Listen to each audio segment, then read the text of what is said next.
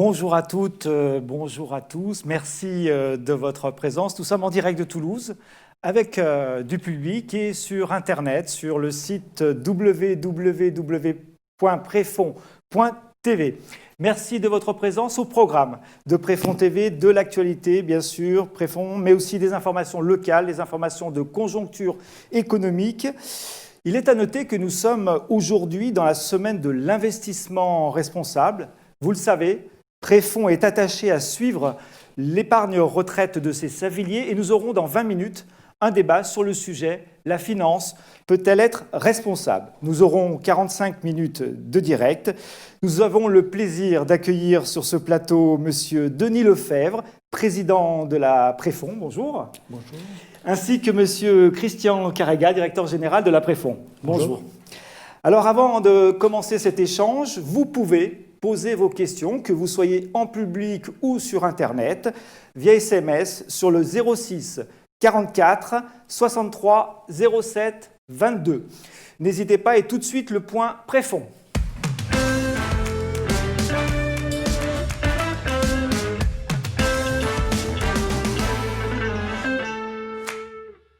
Ces rencontres que Prefond organise, comme celle-ci, sont une façon de communiquer directement avec les affiliés présents ici et sur Internet. Pour débuter, Président, pouvez-vous nous rappeler ce qu'est la Prefond ? La Prefond a été créée, comme vous avez pu l'entendre dans ces petits films, en 1964 par une association de hauts fonctionnaires et par 4 organisations syndicales qui sont toujours existantes aujourd'hui, la CFDT, la CFTC, FO et la CGC, et qui, à l'époque, ont eu l'intuition d'opter pour un système par capitalisation qui s'est avéré pérenne à travers le temps. Nous proposons un régime de retraite facultatif pour répondre à la problématique bien connue des primes des fonctionnaires qui ne sont pas intégrés dans le calcul de la retraite, situation qui, au jour d'aujourd'hui, n'est pas réglée et qui était déjà importante dans les années 60. Nous sommes gérés par, d'une part, des administrateurs bénévoles, syndicalistes, personnalités qualifiées, qui sont des experts, souvent des hauts fonctionnaires. Nous avons aussi une équipe salariée autour du directeur général. Et nous sommes un régime qui est coassuré par CNP Assurance, adossé à CNP Assurance, et coassuré par AXA, Groupama et Allianz, qui sont, comme vous le savez, des sociétés d'assurance très puissantes en Europe. Par la capitalisation et par cette organisation, nous avons fait preuve de solidité et de pérennité à travers le temps. Alors, cet échange est centré bien sûr sur les questions d'actualité, des questions d'actualité qui sont très importantes pour les affiliés de la Prefond. Président, quels sont les points d'actualité que vous voudriez signaler ce soir à Toulouse ? Bon, la Prefond reste très mobilisée sur la représentation des intérêts de nos affiliés et des agents publics.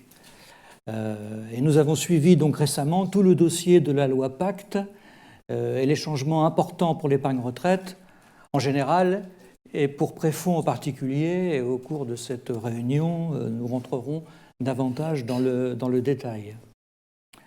Nous avons effectivement été attentifs à préserver les intérêts de nos affiliés et à leur offrir de nouvelles options. Et nous suivons en général le dossier ardu de la fiscalité, qui est un dossier de première importance pour nos affiliés, pour la Prefond en général. Alors nous sommes ce soir présents à Toulouse. Première question sur ce sujet. Pourquoi Toulouse et aussi pourquoi ce nouveau format en public et en Web TV ? Alors, bon, d'une part, Toulouse est une ville en pleine croissance, importante et aussi magnifique. Et donc, nous quasi-inaugurons ce nouveau système de communication, Prefond TV. En effet, au sortir de la crise financière de 2008, on a bien senti qu'il fallait informer encore davantage nos affiliés qui pouvaient avoir quelques inquiétudes et les informer en toute transparence. On a fait ça pendant 10 ans, on a dû passer antérieurement à Toulouse, mais maintenant on adopte, avec les nouveaux moyens de communication, un système que l'on considère plus interactif, plus moderne, mettant au cœur de notre communication Internet. Et au cours des 34 réunions que nous avons organisées ces dernières années, on a répondu à des milliers de questions. Et dans le film, on a rencontré 10 000 affiliés. En tout cas, nous veillons à inviter le plus d'affiliés possible. Donc on renouvelle le format via une émission de télévision diffusée en direct sur Internet. Nous avons inauguré ce nouveau concept à Grenoble en juin, pleine canicule. Et nous n'étions pas venus, comme je l'ai dit, à Toulouse depuis longtemps. On envisage d'aller à Toulon la prochaine fois. On va évoquer maintenant la partie un petit peu chiffres. Christian Carrega, quels sont selon vous les chiffres importants que vous souhaitez communiquer à notre public ?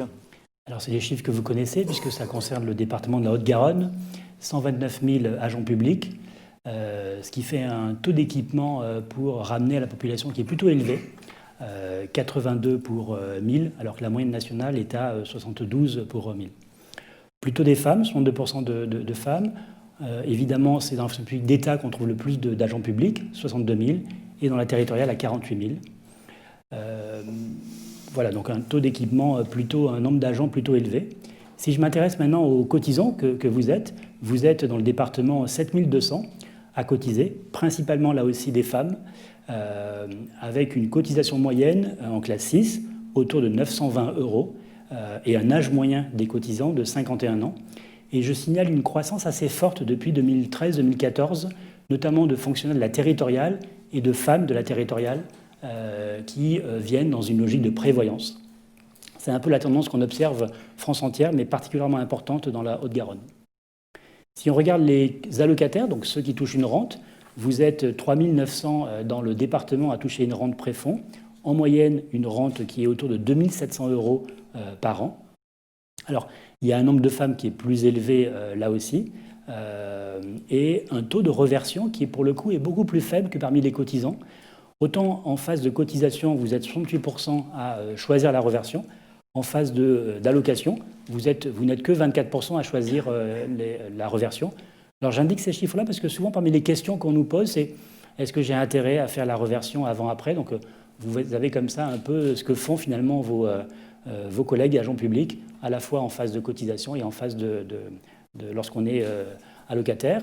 Et dernier point à signaler, le niveau moyen des rentes perçues par un homme et par une femme sont équivalents, même si les comportements sont différents. Une femme rentre un peu plus tardivement dans le régime et par contre va cotiser plus longtemps. Et un homme a une cotisation qui sur une durée plus courte, avec un montant de cotisation qui est un peu plus élevé. Mais au final, le montant de l'allocation est la même. En fait, c'est proche dans les deux cas des 2 700 € que j'évoque par an. Alors les affiliés préfonds commencent à poser leurs questions sur le SMS que je vous ai signalé tout à l'heure. Je vous rappelle que vous répondrez très précisément à ces questions dans une partie un petit peu plus en fin d'émission. Merci à tous les deux pour ce premier point. Nous allons maintenant avoir le point local.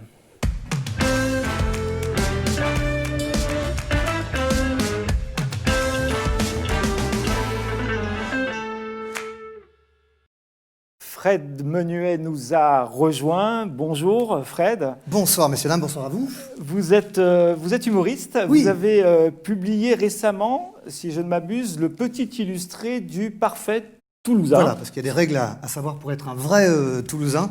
D'accord, on va voir ça. Et vous avez préparé pour notre public une petite rubrique, un billet d'humeur, c'est ça ? Oui, tout à fait. Il y a peut-être des Toulousains, des néo-Toulousains ou des gens qui ne connaissent pas encore Toulouse. Vous parlez de la ville rose. Toulouse, 4e plus grande ville de France selon l'INSEE. Première plus belle ville du monde selon les Toulousains. Il faut savoir que le Toulousain est chauvin. Sachez qu'on n'a pas choisi de naître Toulousain, on a juste eu de la chance. Alors, géographiquement, Toulouse est très très bien située. À l'ouest, vous avez les États-Unis, à l'est, la Russie, au nord, le Groenland et au sud, le Pas-de-la-Case. On peut dire que c'est très très central. Au milieu de la ville coule le canal du Midi, créé en 1680 par Pierre-Paul Riquet, ainsi que la Garonne. Très pratique la Garonne, c'est notamment là que j'ai trouvé, moi, ma machine à laver. Alors, peut-être que certains d'entre vous qui viennent du nord, enfin, pour nous le nord, c'est au-dessus de Cahors, ont été étonnés en levant les yeux au ciel. et en voyant cette grosse boule de feu dans le ciel, ici à Toulouse, on appelle ça le soleil. Voilà, sachez-le. Sachez qu'à Toulouse, on compte plus de 385 jours de soleil par an, un peu comme à Marseille, et tout ça sans exagération, ce sont des chiffres exacts. On va parler de gastronomie. Hein. Vous le savez, ici, on mange des chocolatines que l'on met dans une poche, que l'on range ensuite dans la malle.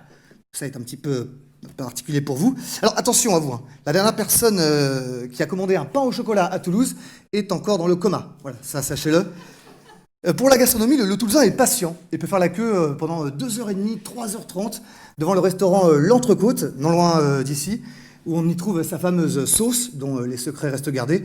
D'ailleurs, à Toulouse, tout le monde est obligé de saucer, car qui ne sauce pas n'est pas toulousain. Pour les fans de rugby. Ici, on mange aussi des tapas. Hein, ils ont d'ailleurs envahi la ville, resto tapas, bistrot tapas, crêperie tapas, pharmacie tapas, auto-école tapas. Les Toulousains en sont fiers. D'ailleurs, n'étions pas fiers comme un bar tapas. Les amateurs de jeux de mots se régalent, j'ai l'impression. Alors, expression. Ici, on a nos propres expressions. Ici, on dit à un moment donné. Hein, contraction de l'expression à un moment donné. Expression qui vient d'une célèbre chanson d'un groupe des années 80. Je vous laisse le dire. C'est Émile et Mage. Alors, si c'est pas lui, c'est l'autre. Les Gold. Les Gold, voilà. Et cette chanson, ohé, ohé, capitaine, à un moment donné. Voilà, a priori, ça vient de là, hein, je crois. De même qu'ici, à Toulouse, on dit bout du con. Alors, bout du con n'est pas une insulte ici, c'est une ponctuation. C'est un point ou une virgule. La ponctuation qui nous amène à la ponctualité des Toulousains. Alors, il faut savoir, messieurs, dames, que quand un Toulousain est à l'heure, c'est qu'il s'est trompé de jour. Voilà, il n'y a pas de... Ce qui arrange beaucoup la direction de la gare Matabio. La gare Matabio, dont les travaux vont peut-être se terminer fin 2058. On croise les doigts. D'ailleurs, j'en profite pour vous dire à tous que les employés SNCF vous souhaitent à tous et à tous une très bonne année 2006. Voilà, ça c'est fait. Économie maintenant. À Toulouse, à peu près 90% de la population travaille chez Airbus. Voilà, on le sait. Et on reconnaîtra d'ailleurs l'ingénieur d'Airbus à son badge, hein, qu'il ne quitte pas, même dans les centres commerciaux de la ville, il a toujours son badge. Alors, le reste de la population qui ne travaille pas chez Airbus, eux, travaillent chez Thales. Donc ça n'a rien à voir. Et les chanceux des Toulousains, eux, travaillent chez Préfond. Voilà, ça, c'est un petit clin d'œil pour vous. Sport, bah, vous le savez, ici, tout le monde joue au rugby. Et tous les joueurs de rugby sont des sportifs. Faites attention à ce que vous dites, des sportifs. D'ailleurs, demain, il y a un match France-États-Unis, hein, 9h35, en plein milieu de la nuit, ce qui va permettre une bonne excuse pour prendre l'apéro à 9h30 du matin. On est tous d'accord ici à Toulouse. Le week-end, on va tous en stade en famille, qu'on le connaisse ou pas les règles. Moi, la dernière fois, dans les tribunes, j'ai entendu quelqu'un dire « Ah ben lui, je le connais. Lui, c'est le mois de janvier du calendrier. » Voilà, tout le monde ne connaît pas bien les sportifs. Ah, autre sport très important, le code de la route à la toulousaine. Oui, parce qu'il existe un code de la route particulier ici chez nous. Pour vous citer un petit peu la conduite à la toulousaine, c'est une conduite qui se situe à mi-chemin entre la conduite à Istanbul et la conduite accompagnée. Alors, objet tout nouveau ici à Toulouse. Moi, à mon époque, ça n'existait pas, mais les voitures neuves maintenant en sont toutes équipées. Certains vont même découvrir ce mot ce soir. Il s'agit du clignotant. Alors, à Toulouse, c'est encore un prototype, hein, le clignotant. D'ailleurs, on le voit, hein, ça marche pas, ça marche pas. Donc, pour l'instant, dans le doute, à Toulouse, vous faites comme avant, vous le mettez pas. Voilà. Parce que, en plus, si vous mettriez votre clignotant, les gens vont penser que vous n'êtes pas du coin, et là, vous allez charger. Pour éviter les bouchons à Toulouse, on évite la rocade. Et ce, de 7h30 le lundi matin à 19h30 le vendredi soir. Attention, en cas de pluie, on multiplie ce temps par 2. En cas de neige, par 4. Et en cas de pluie, de neige, et en cas de véhicule devant vous immatriculé 12, 32, 33, 81 ou 82, on abandonne son véhicule et on opte pour le tramway. Hein, c'est beaucoup plus simple. Alors, on en vient à parler des voisins. À Toulouse, nous, on aime tout le monde. Hein, qui aime bien, charrie bien. Par exemple, nos voisins aveyronnais. Même si c'est vrai qu'à Toulouse, on dit tous que les aveyronnais sont tous un petit peu économes. Voilà, pour pas dire radins. Ah bah si. Vous savez comment on appelle quelqu'un qui paye sa tournée en Aveyron? Un touriste. C'est pour vous donner un exemple. Vous savez comment on appelle un Aveyronnais qui veut vous emprunter de l'argent? On ne l'appelle pas, tout simplement. Ensuite, vous avez l'Ariège, un terre-courage, car il en faut du courage pour habiter là-bas. Alors, bonne nouvelle, dans quelques semaines, l'Ariège va être équipé d'Internet, enfin, en 56K. L'Ariège, bien connu pour ses coins à champignons, hein, comme le Gers ou comme la Jonquera. Alors, celle-là, elle pique un petit peu les yeux, je vous l'accorde, pour les connaisseurs. On connaît la rivalité, évidemment, Paris-Marseille. Alors, nous, nos meilleurs ennemis, eh bien, ce sont les Bordelais, avec cette phrase que vous allez entendre dans tous les coins de la ville. Les Bordelais, ils sont tous méchants, même si j'en connais pas personnellement. La culture et les visites. Alors, entre le musée des Augustins, le musée des abattoirs et l'inévitable place du Capitole, la liste est longue, mais culturellement, les Toulousains et les Toulousaines se passionnent tous pour la même chose. Il s'agit de l'apéro. À n'importe quel moment, hein, le Toulousain se demande qu'est-ce qu'il va boire avant l'apéro. C'est une question qui revient. Cette activité se passe généralement en famille, chez Tonton.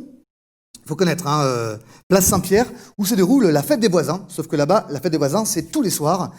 D'ailleurs, en hommage à toutes les personnes disparues trop tôt en soirée, il est de bon goût de déposer une gerbe place Saint-Pierre. Les personnages célèbres, ils sont nombreux, hein. Au lieu de la musique Toulouse, on pense évidemment à Claude Nougaro, Zebda et Émilie Image, et plus récemment Big Flo et Oli, hein, que les jeunes adorent écouter en mangeant un fast-food avant d'aller se coucher. Ne dit-on pas un McDo, un Big Flo et Oli. Voilà. Pour finir sur ce jeu de mots un petit peu douteux, sachez que le Toulousain est en éternelle lutte. D'ailleurs, Toulouse, ville étudiante, et dans toutes les facs de la ville, grève, c'est une matière. Et les Toulousains ont différents combats, par exemple pour la réintroduction des êtres humains en Ariège, ou pour bâtir un mur de séparation entre Midi-Pyrénées et l'Aquitaine, ou encore pour qu'on passe le quart d'heure toulousain à 22 minutes. En bref, vous l'aurez compris, ici, on n'est pas chauvin, mais Toulouse, c'est quand même la plus belle ville du monde. Merci à vous, merci.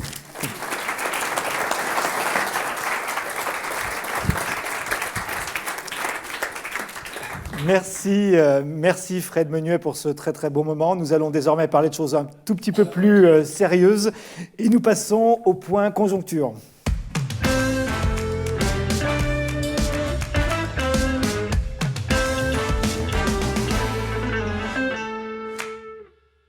Avant la prochaine séquence, le plateau actualité, nous avons le plaisir d'écouter Denis Ferrand, qui est docteur en économie et directeur de conjoncture du cabinet Rock the Code. Écoute-le. Nous sommes dans une phase de ralentissement économique mondial et non pas de phase de récession à l'échelle mondiale. Il faut bien faire la différence entre les deux. Nous sommes dans un moment où il y a un ralentissement marqué et même une contraction d'activité dans certains pans de l'économie mondiale, mais pas du tout un phénomène généralisé. Un risque, c'est qu'à force d'entendre parler d'un risque récessif, à ce moment-là, eh bien, des comportements peuvent en quelque sorte se geler et alors ce risque récessif peut se manifester. Nous n'en sommes pas encore là, mais il faut faire attention à quelques points. Pourquoi y a-t-il accentuation de cette perception d'un risque récessif ? Tout d'abord parce qu'on a une contraction d'activité qui est forte et qui est durable dans le secteur industriel en Allemagne. C'est un phénomène qui a débuté l'année dernière, qui se prolonge et dont pour l'instant on ne voit pas la fin.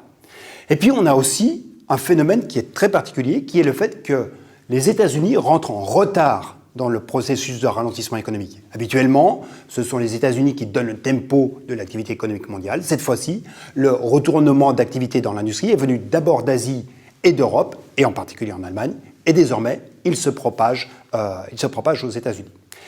Est-ce que pour autant, donc on est sur un scénario qui est très localisé, est-ce que pour autant, tout risque récessif doit être écarté ?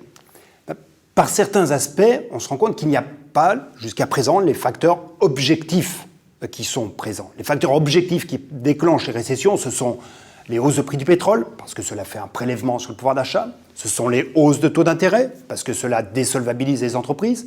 Et puis, ce sont des éclatements de bulles sur des valeurs d'actifs financiers. Pour l'instant, on ne les voit pas, ces manifestations. On ne voit pas non plus d'augmentation de la sinistralité dans les entreprises. Il n'y a pas d'entreprises qui partent plus en situation de cessation de paiement, pas plus qu'il y a de plus en plus de ménages qui sont en situation d'incapacité à faire face à leurs échéances. Donc, on n'a pas les mécanismes déclencheurs habituels des récessions que l'on a connues par le passé. C'est ce qui peut nous rendre relativement sereins. Pour autant, est-ce que tout risque est à écarter ? Non, parce qu'il faut être très vigilant sur le risque de capillarité que l'on peut avoir à partir de ces récessions locales, la récession locale sur l'industrie en Allemagne. Il faut surveiller s'il n'y a pas un effet de diffusion dans d'autres secteurs d'activité. On pense en particulier aux activités de services ou à la consommation en Allemagne. Donc ce sont des points sur lesquels il faut être vigilant. Et puis les risques, on sait qu'ils tiennent aussi à des éléments qui échappent un peu à l'analyse économique, qui sont les tensions commerciales que l'on a entre les États-Unis et la Chine. Pour autant, il ne faut pas passer sous silence le fait qu'il y a déjà des pare-feux qui sont très actifs. Ce sont des pare-feux qui s'appellent baisse des taux de la politique monétaire, mais également relance budgétaire qui sont déjà actionnés de manière assez forte à la fois dans les économies émergentes et dans plusieurs économies avancées.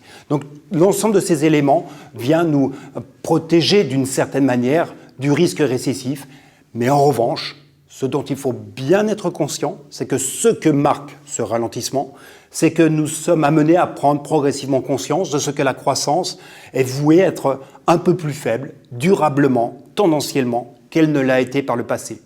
Et d'une certaine manière, les économies accélèrent moins dans des phases de croissance, mais elles ralentissent moins également, elles baissent moins en termes de niveau d'activité par le passé.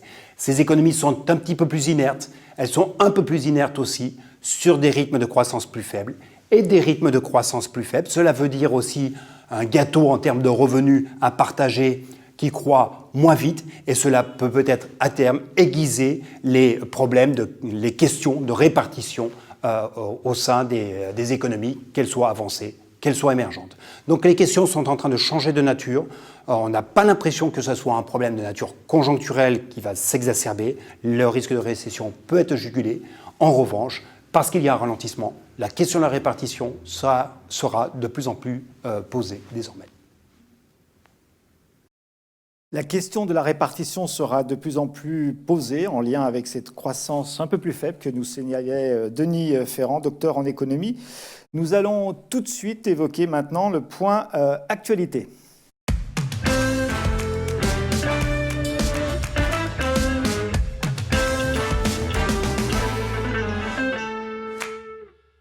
C'est le moment de notre point actualité avec une thématique très liée effectivement à l'actualité. La finance peut-elle être responsable? C'est le thème de ce débat.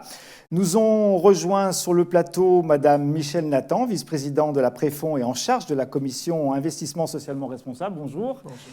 Et Monsieur Sébastien Pouget, à ma gauche, qui est professeur de finance à l'Université de Toulouse 1 Capitole et co-directeur de la chaire Finance durable et investissement responsable.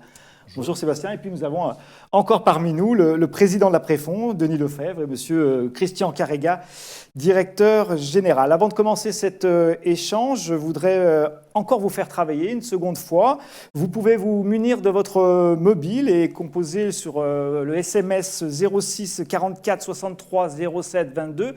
Nous allons vous demander un mot. Tout simple, dites-nous ce que suscite pour vous le terme finance responsable. On en reparlera avec un nuage de mots-clés à la fin de cette séquence.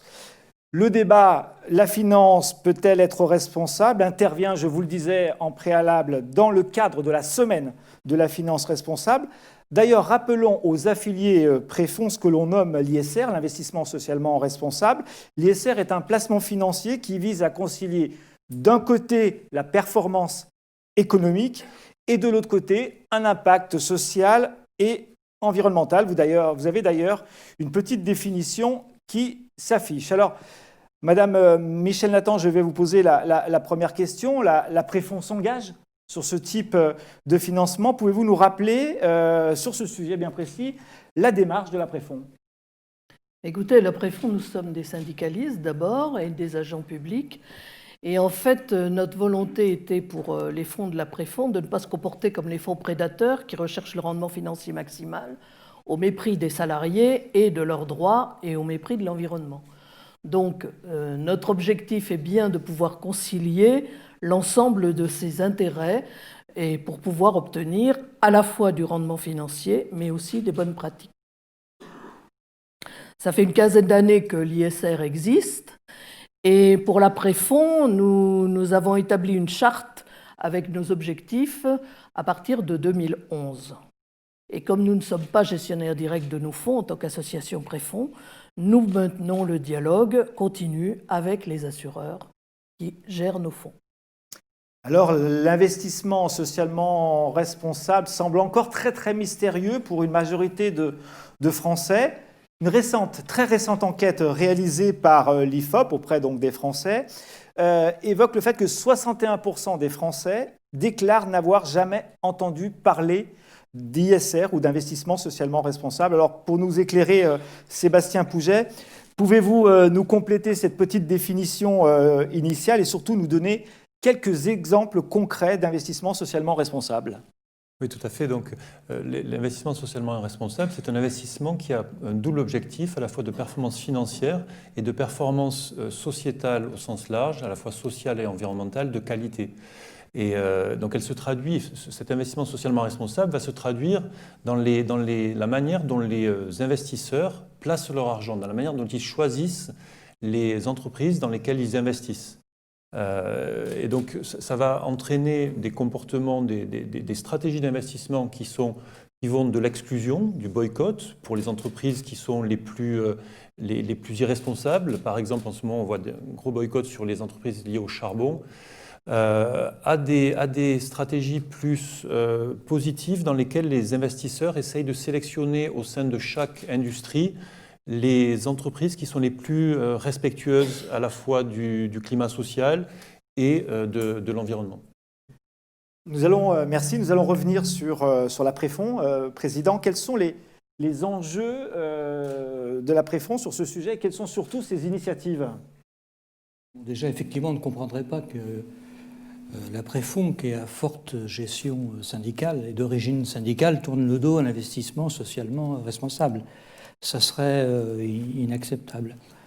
Donc on s'est engagé dans ce dossier, comme l'a dit Michel Nathan, avec dynamisme. Et on a un rôle incitatif d'ailleurs, même si nous ne faisons pas de gestion directe, on a un rôle incitatif vis-à-vis de la CNP et des co-assureurs pour les pousser à aller dans le sens de l'ISR. Bon, on est membre du Forum pour l'investissement responsable, donc on participe à ce genre d'entité. On a signé plusieurs déclarations sur le financement de la transition énergétique avec d'autres investisseurs, et nous sommes également en soutien des PRI, principe d'investissement responsable, qui est une initiative de l'ONU pour une finance responsable. Donc la Préfond est socialement, de tout point de vue, très investie. Dans cette démarche, Michel Nathan, la Préfond a-t-elle été, je ne sais pas, inspirée peut-être par d'autres acteurs?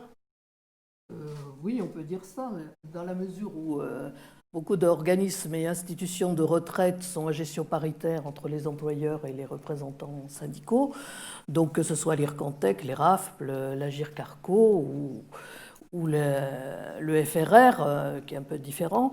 En fait, tout le monde s'est un peu mis à l'ISR. Les RAFP a été un peu précurseur, et j'en ai été administrateur à l'époque, quand il a été créé en 2005, et nous avons décidé de mettre tous nos fonds directement en investissement socialement responsable, ce qui a eu un effet d'entraînement sur les autres, sur la place publique des investisseurs. Et à la Préfond, alors c'est plus facile quand on démarrer intégralement en ISR.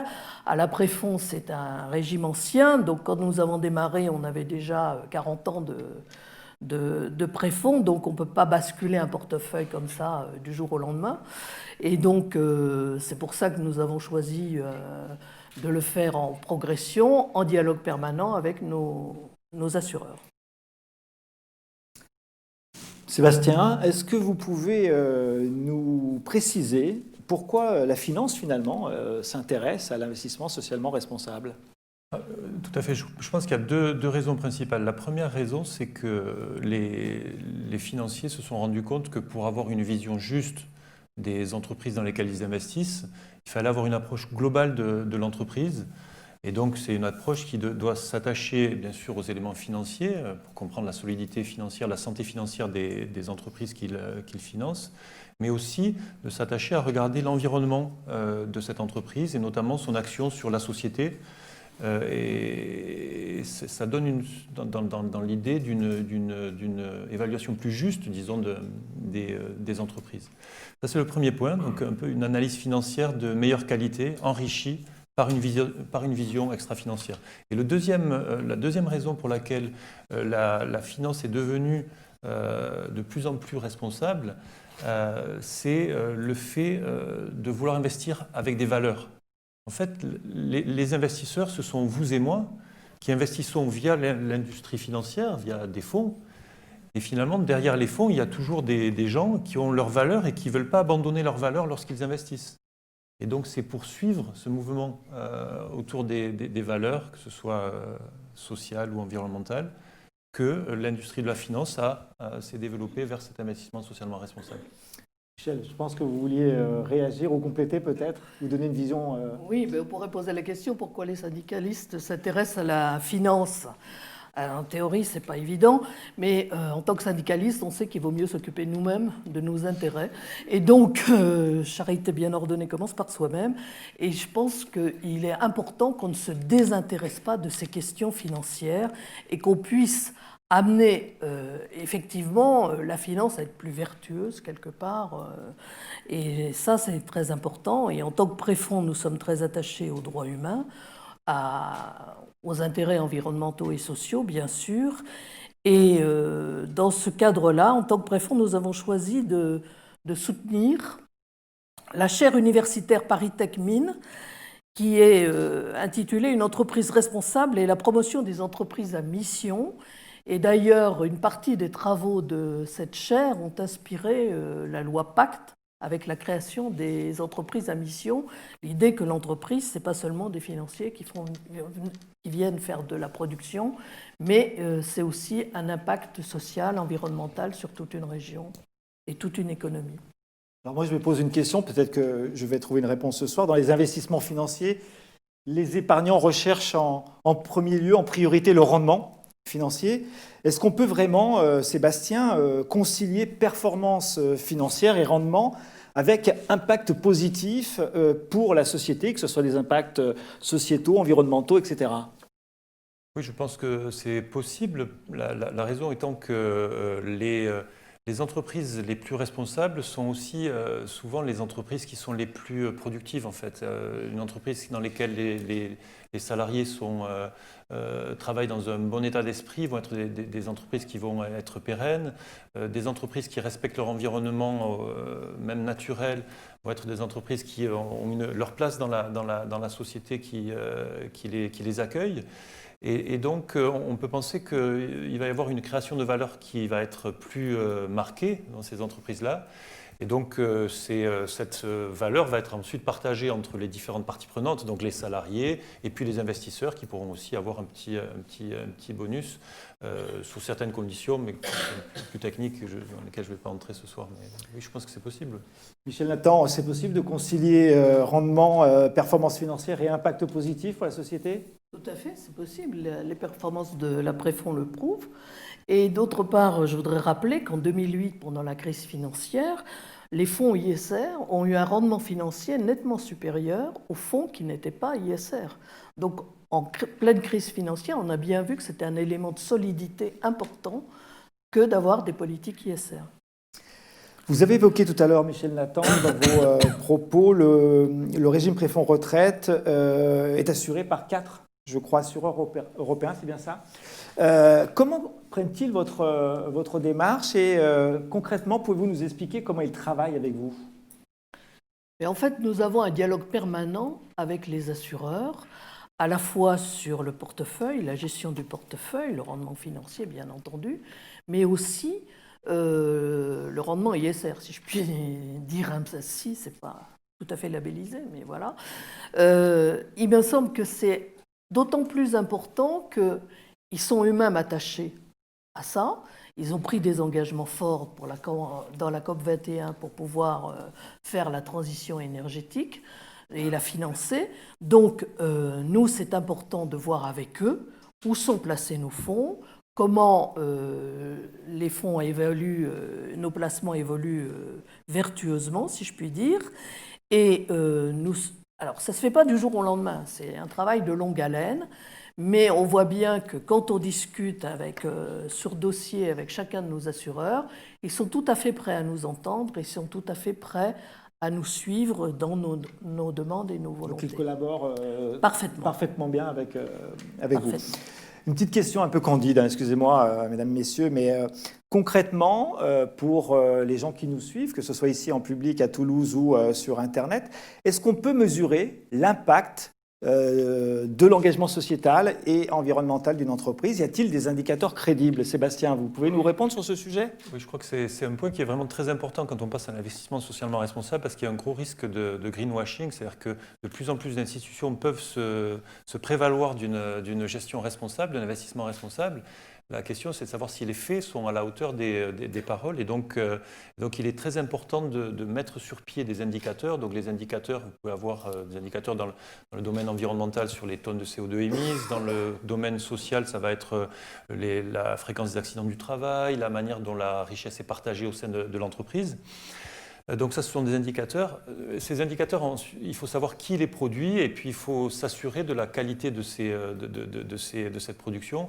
Et donc c'est tous les enjeux qui sont maintenant des enjeux, je dirais, d'actualité sur la manière de bien contrôler que les engagements sont tenus.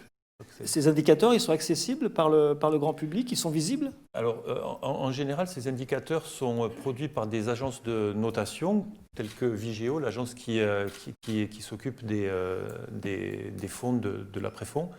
Et donc, ce n'est pas vraiment disponible tel que c'est proposé aux investisseurs, mais vous allez avoir de plus en plus d'entreprises qui, maintenant, vont communiquer dans leur rapport annuel des informations concernant ces éléments extra-financiers. Donc Michel Nathan, vous mesurez de façon très efficiente les indicateurs pour les investissements socialement responsables de l'après-fonds. Tout à fait, parce que chaque assureur a son propre système et ses propres indicateurs. Donc c'est pourquoi nous avons décidé nous nous sommes calés d'ailleurs sur les objectifs de développement durable de l'ONU, fixés par l'ONU, et nous avons décidé de demander à Vigeo de noter l'intégralité de notre portefeuille, donc sur l'ensemble des 4 assureurs, pour nous donner une vision. Donc effectivement, nous prenons le référentiel Vigeo, mais qui est un référentiel tout à fait reconnu sur la place publique. Et à partir de là, en notant chaque année notre portefeuille, nous voyons si nous progressons. Et là, nous en sommes à la 8e année de notation de notre portefeuille, et la progression est constante, est très nette, très importante. Et ça, c'est aussi le résultat du dialogue fructueux avec nos assureurs. Donc, pour nous, c'est important de mesurer effectivement la réalité, la réalité de l'impact.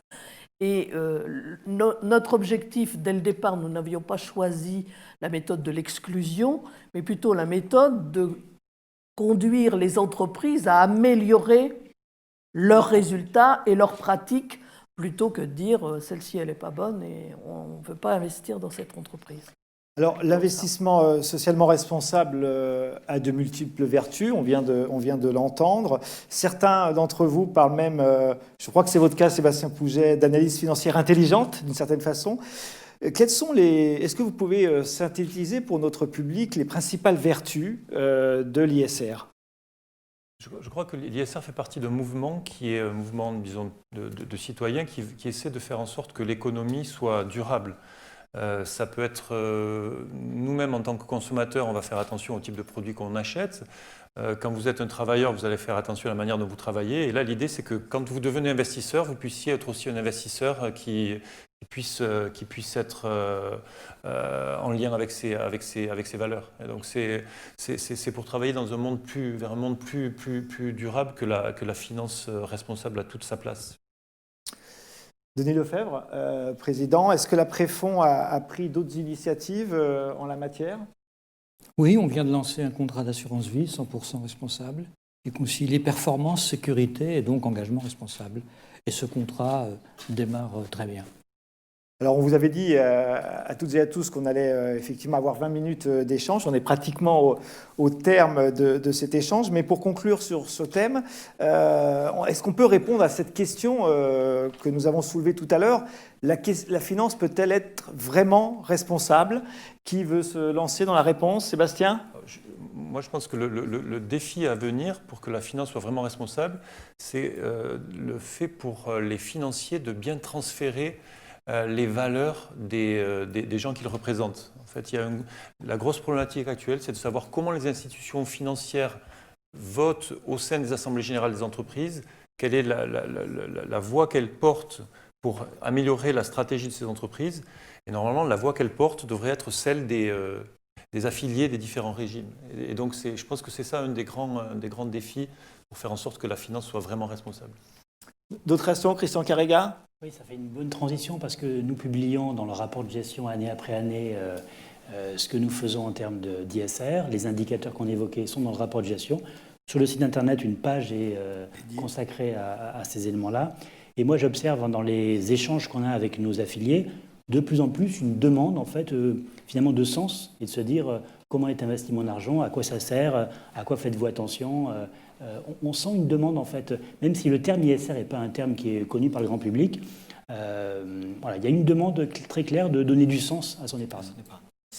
Donc, on vous avait sollicité tout à l'heure, je ne sais pas si vous vous rappelez, via SMS, à nous donner un mot qui pouvait représenter ce que vous imaginiez de la finance responsable. Donc, je pense que nous allons avoir le résultat de cette contribution. Voilà les mots que vous avez indiqués via SMS. Donc, nous voyons que 3 mots se dégagent en majeur engagement, éthique et en plus fort valeur. Est-ce qu'on peut faire un petit tour de table pour peut-être avoir vos réactions par rapport à ce qu'émettent nos affiliés préfonds? Sébastien? Je crois que ça rejoint ce que j'indiquais précédemment, c'est qu'il n'y a pas de raison qu'un citoyen, lorsqu'il est dans la position de l'investisseur, quitte ses valeurs et puis se comporte de manière irresponsable. Et donc, je crois que c'est tout l'enjeu maintenant de l'industrie financière qui a commencé, comme il était rappelé par vos interlocuteurs déjà il y a une quinzaine d'années, que la finance se mette dans la direction des valeurs des investisseurs que nous sommes tous. Michel Nathan, ça vous inspire? 3 mots-clés, éthique, engagement, valeur? Écoutez, ça nous va bien quand même. Hein. La préfond, c'est quand même nos mots-clés. Et en tant que syndicaliste aussi. Donc, franchement, ça va bien. Écoutez, merci de cet échange sur l'investissement socialement responsable. Je vous rappelle que c'est la semaine de l'investissement socialement responsable en ce moment. Merci à nos invités sur ce plateau. Nous ne nous quittons pas. Nous allons passer tout de suite au point questions.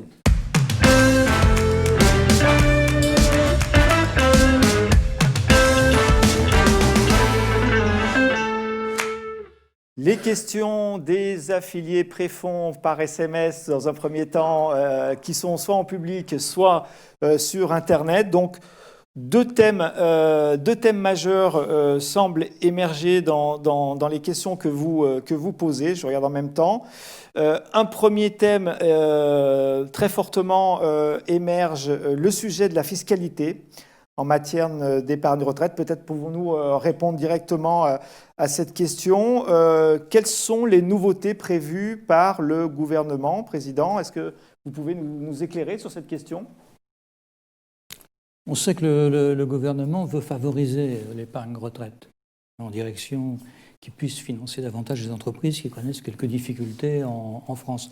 Alors nous, on a combattu récemment contre tout le dispositif qui consistait à limiter la possibilité pour nos affiliés de racheter des points, qui était le dispositif anti-optimisation. Et nous sommes un aiguillon auprès du cabinet du Premier ministre, auprès de Bercy, pour aller dans le sens d'une fiscalité plus dynamique par rapport à notre épargne. Autre thème abordé par les affiliés préfonds, la loi Pacte, qui suscite beaucoup de questionnements. Quelle sera la fiscalité de la sortie en capital avec la loi Pacte? D'un point de vue général, Christian Carrega, pouvez-vous nous rappeler les impacts pour préfonds de cette loi Pacte qui rentre en... C'est une loi très importante. La loi Pacte, elle englobe toute une série de mesures pour développer le financement des entreprises, pour la croissance des entreprises. Il y a un volet ISR, il y a un volet sur la dimension et le rôle des entreprises qu'on a évoqué, mais il y a un volet qui nous concerne au premier chef, qui est le volet de l'épargne retraite. Alors, cette loi a été votée au printemps, les ordonnances ont été publiées avant l'été, et aujourd'hui, elle rentre en application le 1er octobre, avec finalement quelque chose de simple, la volonté de passer de 200 milliards qui représentent l'encours de l'épargne retraite à 300 milliards. Donc une volonté forte du gouvernement de flécher l'épargne vers la retraite. notamment en limitant les investissements dans l'assurance vie pour aller vers l'épargne retraite. Pour ça, il y a 3 mots-clés, 3 éléments. Le premier, c'est la simplification. Le deuxième, c'est offrir plus de choix. Et le troisième, c'est ouverture à la concurrence. Vous avez là les 3 mots-clés à retenir. Simplifier, ça veut dire que demain n'existera qu'un seul produit. Les PERP, les Madelin, les articles 83, tout ça disparaît, les PERCO, tout ça disparaissent. Et on va se mettre en place, encore une fois, à partir d'aujourd'hui, ce qu'on appelle un PER, un plan d'épargne retraite. Alors, il sera décliné dans un mode individuel, dans un mode catégoriel, dans un mode collectif, mais le PER est le seul produit épargne retraite.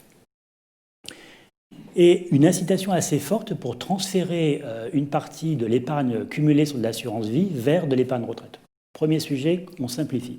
Deuxième sujet, on offre plus de choix.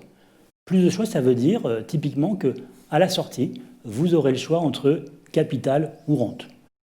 Vous aurez le choix entre un capital que vous pourrez demander à être fractionné, de pouvoir le toucher sur plusieurs années.